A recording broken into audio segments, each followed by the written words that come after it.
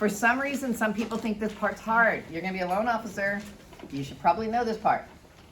And even if you're not going to be a loan officer, you guys, it's on the test. It's 9%. You have to know this. So, Truth in Lending Act. The reason it was enacted was to disclose credit terms in a meaningful way. So back before the Truth in Lending Act came out, people would call and talk to loan officers, and they'd try to get the cost and what the interest rate was, and they really wouldn't understand what the cost and the interest rates and the fees were. So the Truth in Lending Act came out so that people would know how much it's going to cost when they buy their home. Disclose credit terms in a meaningful way. Guys all got it? No. No. Yes. Truth in Lending Act. So we have to tell the truth when we're telling them how much it's going to cost, right? And we have to tell them the truth when we're doing advertisements about finance. Guys all got it now? Yes. Good. Parties responsible to disclose. Well, who's going to tell your client how much the loan's going to cost? The people they're getting the loan from, right? The creditor furnishes the disclosures. Can I charge for disclosures? No, I can't charge them to tell them how much it's going to cost them to do a loan. So the creditor furnishes the disclosures. And we have to furnish those disclosures in 3 business days. Guys, all good? Creditor furnishes disclosures. Yeah. Exemptions from Regulation Z for all except residential loans. So residential loans, we have to disclose the Truth in Lending Act. And they're going to say all of the following are exempt from the Truth in Lending Act, except, and the answer is residential loans.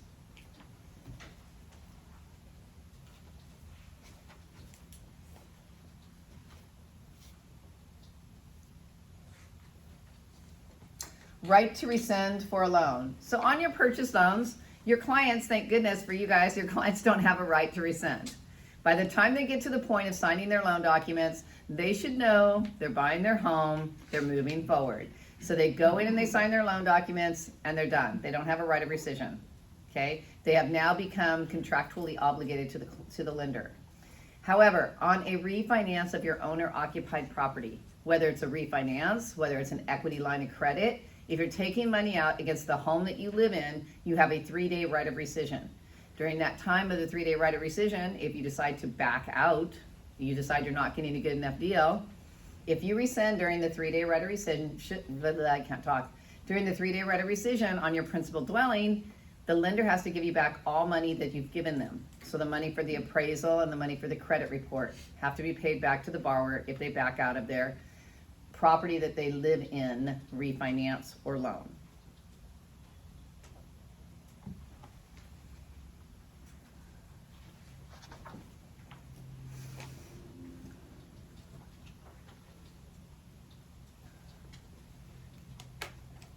We good?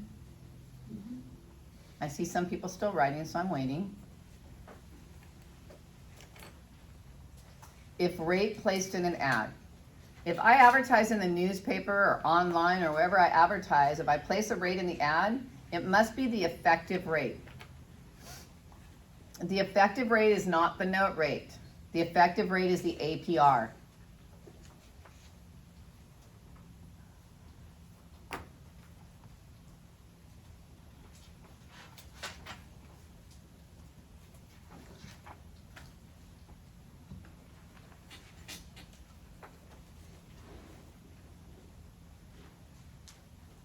Two most critical facts to be disclosed: the finance charge and the annual percentage rate, which is your APR.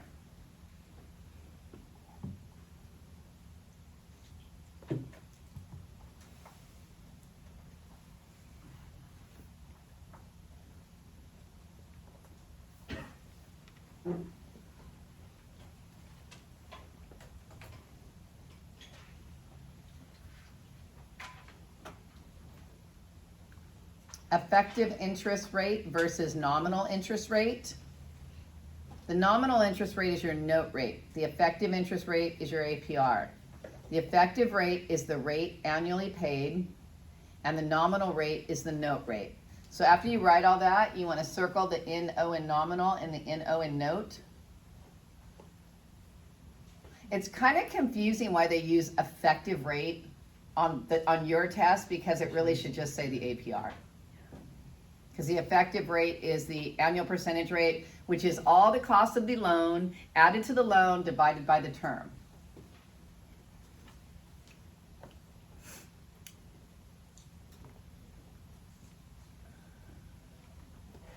That's a long one, huh?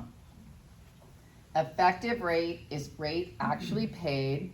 Nominal rate is your note rate, which is on your note, which your payment's going to be based on.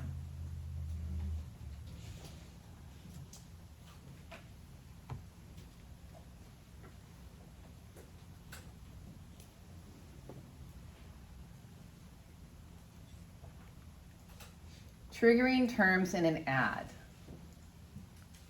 Disclose APR and all terms. So triggering terms are things like the monthly payment, how many payments there are. Anything that has a number in it is a triggering term. So if it's a triggering term and the triggering term is in an ad, you have to disclose the APR and all the other disclosures. However, the cool thing is if you disclose the APR, you don't have to do the other disclosures. So just know that APR has to be disclosed if there's a triggering term.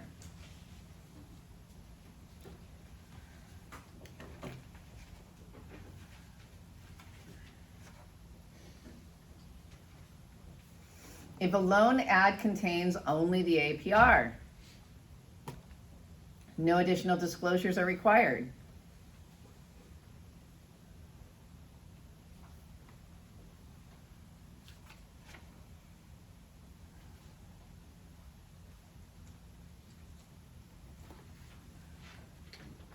Established for what purpose? So at the top you can see it's Real Estate Settlement Procedure Act. That's Respa. I call it Respa because if you call it Respa, you're going to remember that it's Regulation X, Respa.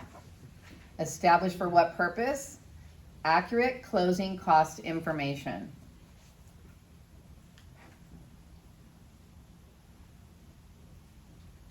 This is so that your clients can shop around and compare apples to apples.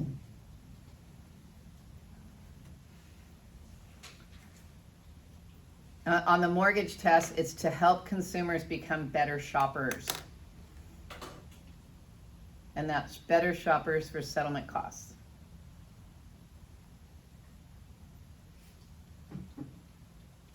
Respa, if you want to cross out the S and call it Respa, Respa applies to all homes that are 1 to 4 owner-occupied residents. So not your vacation property, not your rental property, because the government doesn't care about your rental property or your vacation property. They care about the house with your roof over your head. They're trying to protect homeowners. 1 to 4 owner-occupied properties.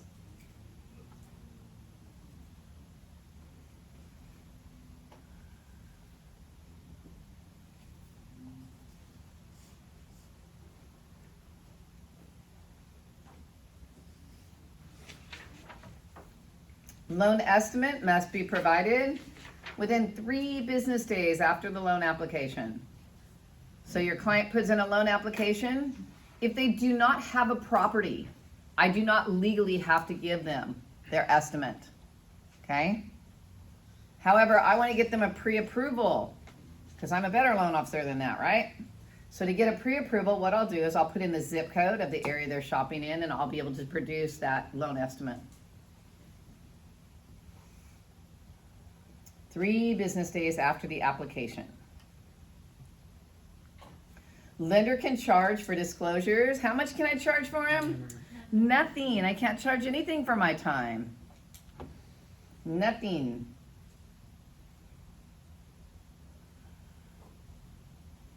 I know for sure, like almost everything that comes out of my mouth, you guys, is going to be on your test. But I know the question on this next one, it says points used in the financial services. Adjust the investor's yield. One of the questions asks, how much is 1 point? 1%, remember, is 1% of the loan amount. So if the loan amount is $120,000, then 1 point is $1,200, right?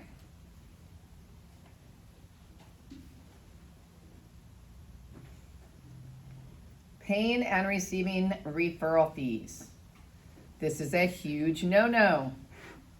There are certain types of referral fees that you can do, but for the purpose of the test, just keep in your head, no referral fees. Agents cannot do.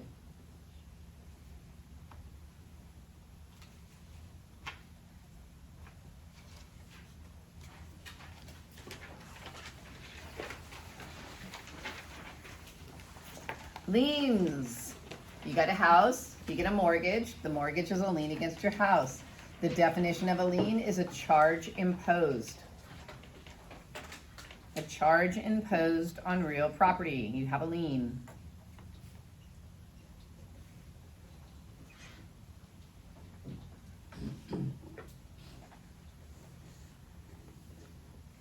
Created by recording a deed, a mortgage deed, or a trust deed.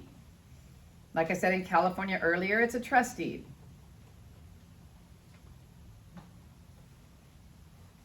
That's so we can do trust deed sales.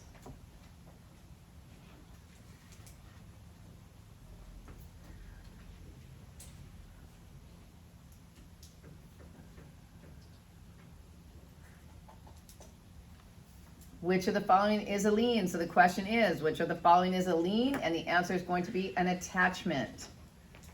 So an attachment is, let's say that your client, you get a listing, and you're all excited about the listing, and your client forgot to tell you, or they forgot about it. They forgot that they got sued, and they got sued, let's call it 3 years ago. And so they have a lien on their property, okay? So the lien is gonna be there for 10 years.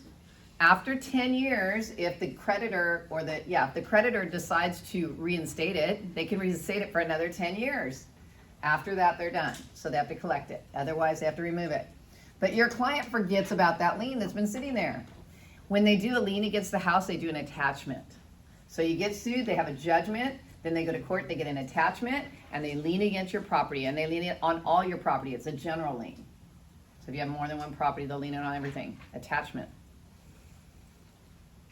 Seller carries back a second. So in a buyer's market, sometimes the seller will carry back a second trust deed. Maybe your buyer only has 10% down and the seller has a lot of equity. So the seller says, you know what, instead of you having mortgage insurance, how about I carry back a 10% second? So you'll have 80% first, a 10% second from the seller, and you put down 10%. That's called an 80-10-10. In a buyer's market, they'll do that. Also, so that you guys are educated on it, our company does it. Some companies do it. They're called 80-10-10s. We'll do an equity line of credit as a second trustee that's 10%. And then when your client pays that down, they could use it again and maybe even buy another house with that down payment. Seller carries back a second specific lien. Yes? So a mortgage and a trustee is the same? Well, no, they're not the same. A mortgage and a trustee are totally different. They're a lien against a house, and you got a mortgage to buy the house, or you got a trustee. In California, like I said, we do trustees. Other states do mortgages, like Texas does mortgages. The reason they're so different is because of the way that they foreclose on you. A trustee does a trust deed sale, and they don't have to go to court. You sign in the trust deed that you're willing to let the trustee foreclose on you if you don't make the payment. But on a mortgage, they have to go to court and sue you. Okay, there are two different types of instruments of finance. Judgment lien. Oh God, not another one of those. Somebody got a judgment lien, so they got an attachment, right? It's an involuntary general. You didn't want it, so it's involuntary. It's general because it's on everything you got.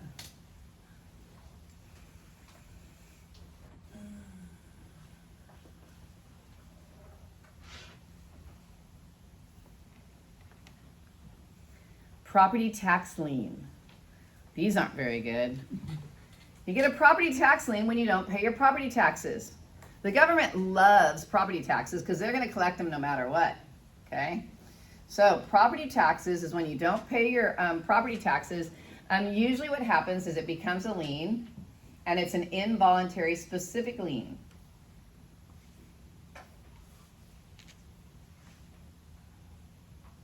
Now, for the most part, most mortgage lenders have impound accounts, so when you're making your house payment, you're paying your taxes at the same time. Irs Lien. That's really bad too. I had a seller with one of those.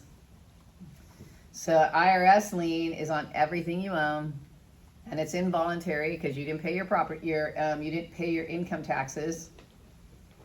So my lady, she had a $220,000 income tax lien against her property. Never fear, it was a short sale. So since she wasn't getting any money, we went to the IRS and we got them to release the lien. How about that one? Talk about superwoman real estate agent, huh? What is that? Superwoman lawyer, right? You guys listen to commercials? Yeah. Trust deed. California does trust deeds. Voluntary specific. You wanted to buy the home, you got a trust deed, and it's liened against your home.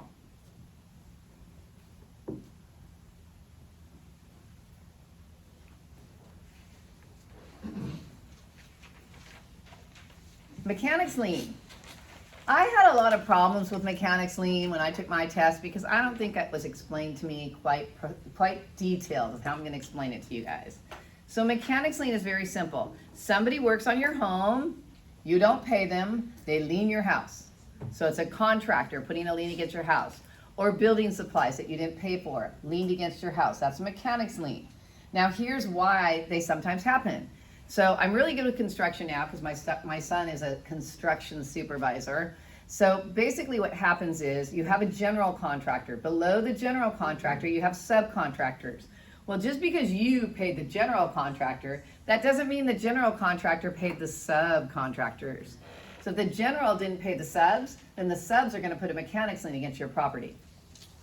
Makes it sound kind of scary.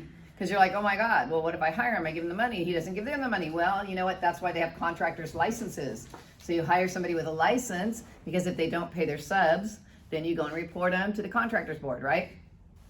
However, if you get a mechanics lien on your property, they're going to lien your property. Says priority is earlier than recording. So the priority starts when the contractor, when the contract with the contractor starts. So if they started working on your property, you know that they have to finish your property before they can put the mechanics lien on it. So if another lien comes into play before theirs has priority over it.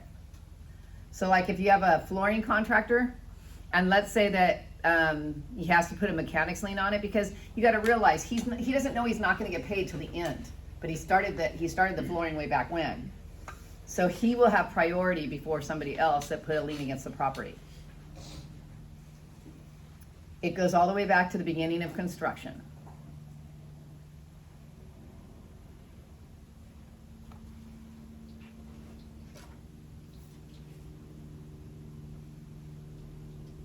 We used to have a really cute picture of a pool contractor, and it showed when the pool got done and how the lien went on. It was kind of cute, I must say.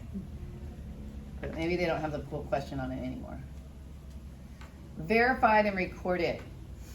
So the reason it's verified and recorded is because the contractor just can't walk into the recorder's office and go, hey, these people didn't pay me.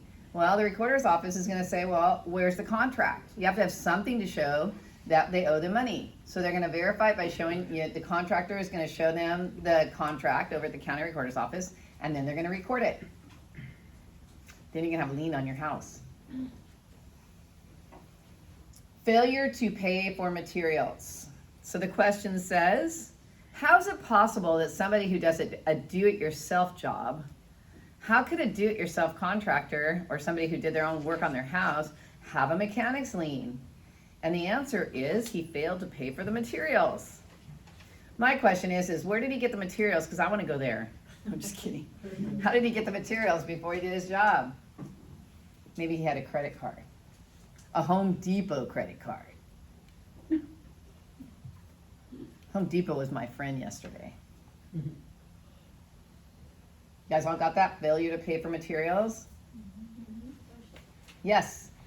Beginning of construction of the property. Beginning of construction of the contractor who's putting the lien on the property. Can you explain 26 again? Thank Verified and recorded, I did explain that. Verified and recorded, they walked into the county recorder's office, they showed them the contract, so the recorder's office looked at the contract and they said, okay, you have a contract with these people, there's the address, and then they're gonna record it. Verified and then recorded at the county where the house is located. If completion is recorded, so think about this. You have a contractor, you have the general contractor, and then you have subcontractors. Okay, as soon as the general contractor is done with the job, they're going to do their notice of completion. They're done with the property, okay? If they file the completion in the county recorder's office, the subcontractors have 60 days to file a mechanics lien. If they don't file it in 60 days, then they can't file it. However, if the general contractor did not record the notice of completion, then the subs have 90 days to file. So think of it this way. You give them notice, so they have 60 days. If you don't give them notice, they get another 30 days to file a mechanics lien.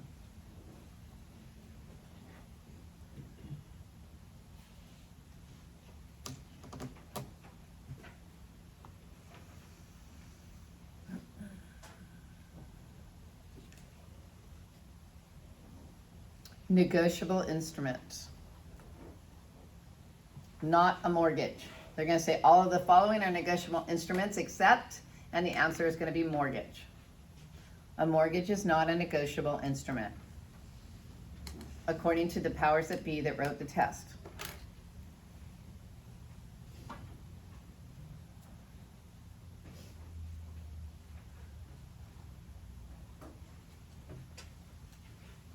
Trust deeds. This is California. This is important to you on the test and in the real world.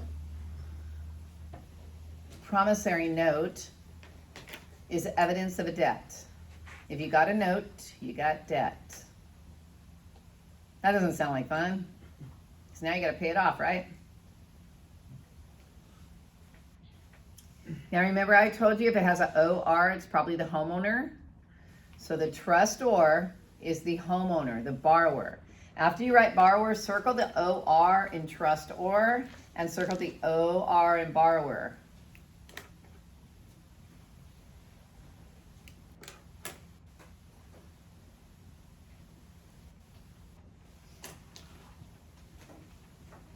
Got it? Trustor signs a note and trust deed. So when your borrower goes in to sign their loan contract, they're going to be signing the note and the trust deed along with about 70 other pages. If they just sign everything and don't read anything, it's going to take about an hour. If they read everything, it's going to take about 5 hours. They should have already read everything. That's why they have 3 days. Okay? They should know what they're getting before they go in there and sign. Beneficiary. The beneficiary is the bank or the creditor. They loan the money. I would write down loan the money and then I'd put bank and circle the B and circle the B and beneficiary so that you really remember who they are.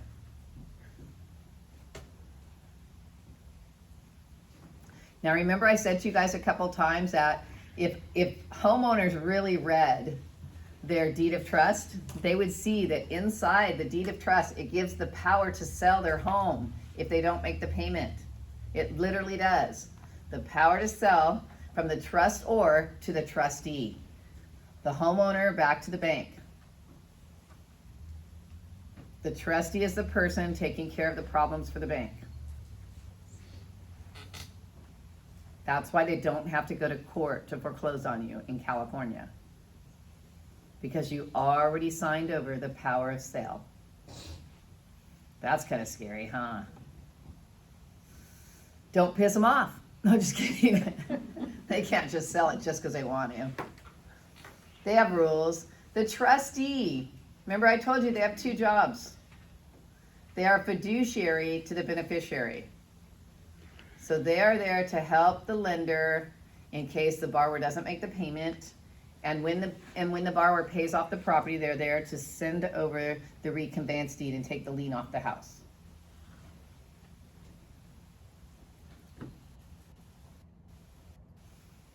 And they're going to tell you that next. Services of the trustee, trustee sale, and reconveyance deed.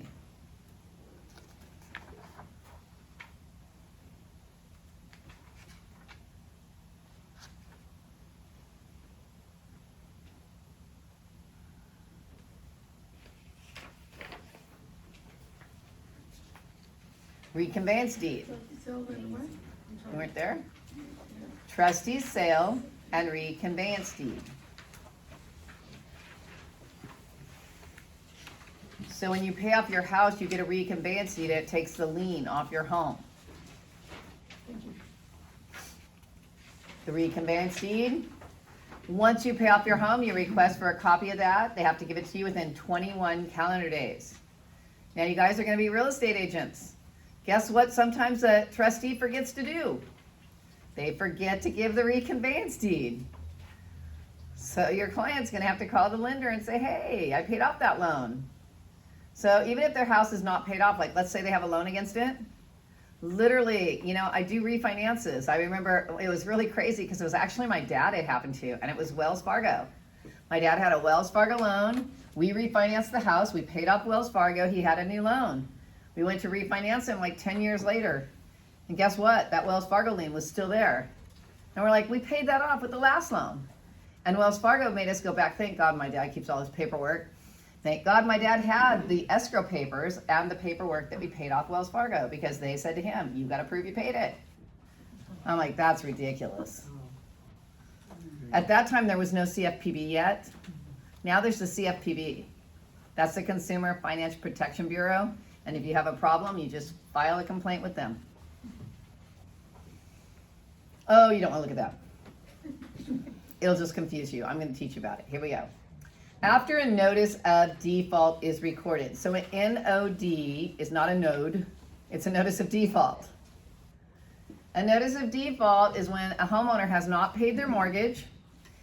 Usually it's, the bank is supposed to contact you within 36 days. So after you get a 30-day late on your credit, they're supposed to contact you and start bugging you and say what's happening with you, and they're supposed to work with you. Once they've worked with you or tried to work with you enough and they've decided that there's no way it's going to happen, they will file a notice of default. Once they file the notice of default, your home will be foreclosed on in approximately 4 months. The reason I say approximately 4 months is because after the notice of default, they have to wait 90 days. Once they wait 90 days, then they file the NOS, notice of sale. Once they file the notice of sale, they have to wait 21 days. So when they say 4 months, they mean 3 months, 90 days, plus 21 days for the sale date. Now, usually, unfortunately, the sellers or the homeowners, their heads are in the sand and they're not paying attention to this.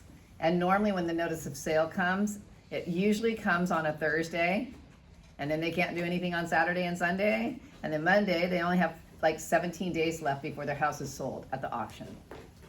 There are ways to stop the sale. However, you know, you guys are not attorneys, so you can't tell them how to do it. After the date of the sale is published, they have 21 days.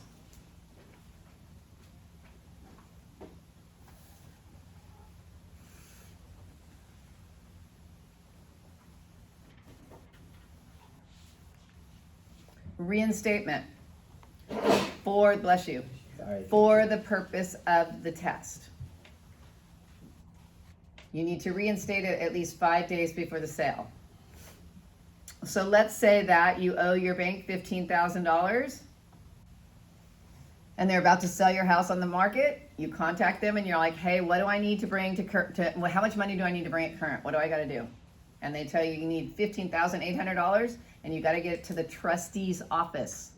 So you take it to the trustee's office and they will reinstate it, and the next thing you know, you're making your house payments again. The most popular trustee's office is in San Diego. So they say 5 days for the purpose of the test. At the sale, the winner gets a trust deeds deed. They don't get a grant deed, because that's what's normal in the sale. In a normal sale, they get a grant deed. In a trust deed sale, they get a trust deeds deed.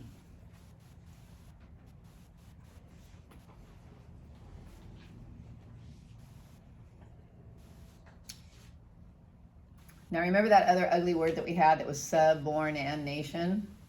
This is not the same thing. We're going to talk about a subordination. A subordination clause Rights of beneficiary are secondary. Write it down, I'll explain it. Rights of beneficiary are secondary.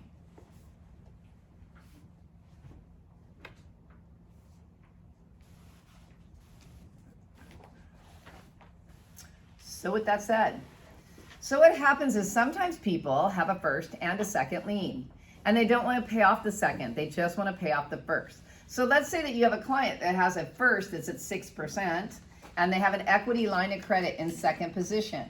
They want to keep that equity line of credit, so they want to refinance the first that's at 6%, and they want to lower it to, let's say, 3.5%, and they want to leave that equity line in second position so they can use it.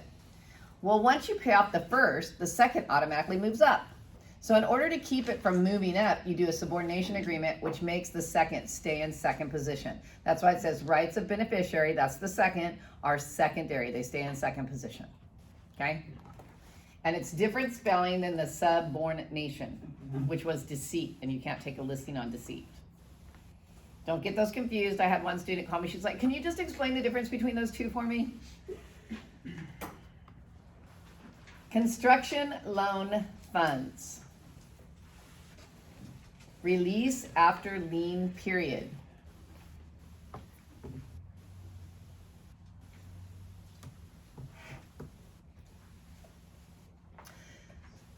So construction loans are a totally different animal than a normal loan on a home. A construction loan, what they do is they look at the piece of property, they look at the specifications of the property, and they say, if you build this on that, so they say, okay, you build this on that, your house is gonna be worth $1 million. However, we're only gonna give you 75% of that, so they're gonna give you 750 grand. They are not gonna write you a check for 750 grand and say, go for it. Because in the past, what happens is people have gone for it and they overpaid, and then when they got to the end, they didn't have enough money to finish the construction. So what the bank does is when you get a construction loan, they release it they release like 20% of the money, you do 20% of the work, 20% of the money, 20% of the work. And it goes like that until you get to the end, and then they wait till you have your notice of completion before they release the last part of the money to make sure that all the contractors have been paid, so there's no mechanic lien that takes precedence over their mortgage lien. Got that? So it says it's released after the lien period of the mechanic's lien. That's the lien that they're talking about. Construction loan funds.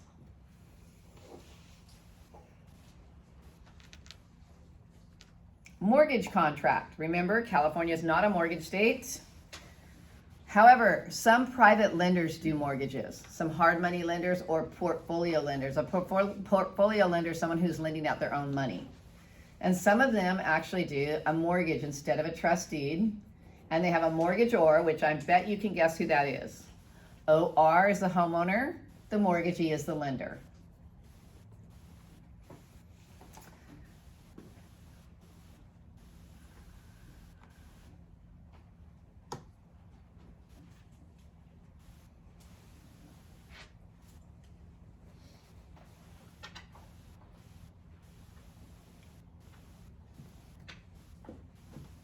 You guys are writing lots of stuff.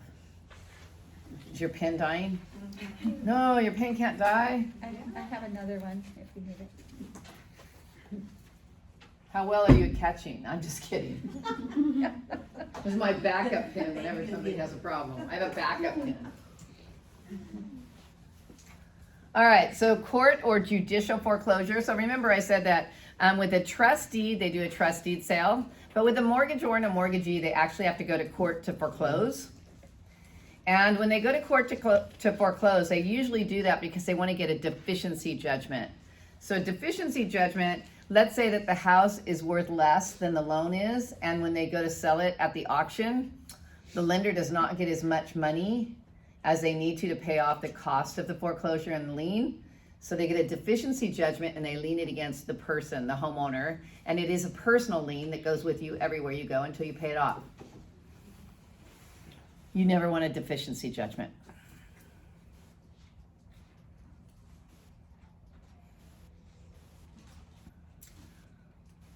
One of the reasons California does a trust deed sale instead of a mortgage and going to court is because with a court foreclosure and a mortgage, They have a 1-year right of redemption period. That means the homeowner can come back for up to 1 year to redeem the property.